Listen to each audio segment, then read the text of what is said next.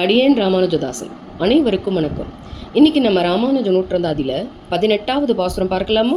எய்தற்கரிய மறைகளை ஆயிரம் தமிழாள் செய்தற்குலகில் வரும் சடகோபனை சிந்தையுள்ளே பெய்தற்கிசையும் பெரியவர் சீரை உயிர்கள் எல்லாம் உய்தற்குதவும் ராமானுஜன்யம் ஒரு துணையே. அறிவதற்கு மிகவும் அரியதான வேதங்களை தனது இனிய தமிழில் 1000 பாசுரங்களாக உலகிற்கு தந்தவர் நம்மாழ்வார். அவரை தன் சிந்தையுள் கொண்டவரான மதுரகவி ஆழ்வார்.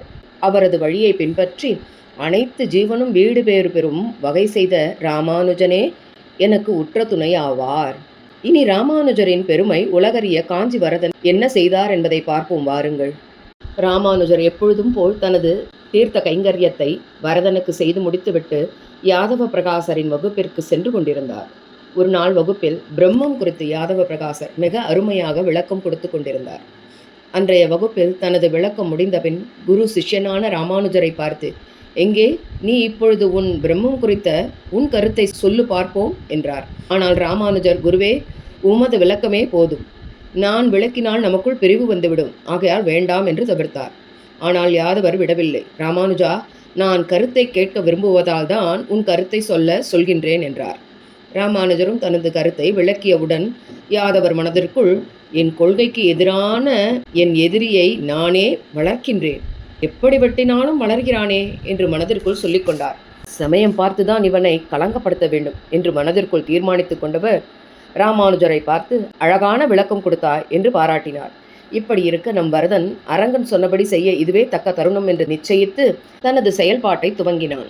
காஞ்சிபுரத்தில் அந்நாளில் ஒரு சோழ சிற்றரசன் ஆண்டு வந்தான். அவனுக்கு அழகான ஒரு மகள் இருந்தாள். அவளை பிரம்ம ராட்சசன் பற்றி கொண்டு பாடாய் படுத்தினான். மன்னனும் எத்தனையோ மருத்துவர்கள், மந்திரவாதிகள், மகான்கள் மூலம் குணப்படுத்த முயன்றும் முடியவில்லை. இதனால் மன்னனுக்கும் அரசிக்கும் மிகுந்த மனக்கவலை ஏற்பட்டது. அப்பொழுது ஒரு நாள் யாரோ ஒருவர் யாதவ பிரகாசர் என்ற மகான் திருப்புட்குழியில் இருப்பதாகவும் அவர் சாஸ்திரம் மட்டுமல்ல மந்திரமும் அறிந்த வல்லவர் என்று சொல்ல, அவரை கொண்டு மகளை குணமாக்கலாம் என்று மன்னன் மந்திரியை யாதவ பிரகாசரை அழைத்து வரும்படி சொன்னான். அரசனின் ஆணையை எடுத்துக்கொண்டு மன்னனின் சேவகர்கள் திருப்புட்குழியில் இருக்கும் யாதவ பிரகாசரிடம் கொடுத்தனர். யாதவர் என்ன செய்தார் என்பதை அடுத்த பகுதியில் பார்க்கலாம்.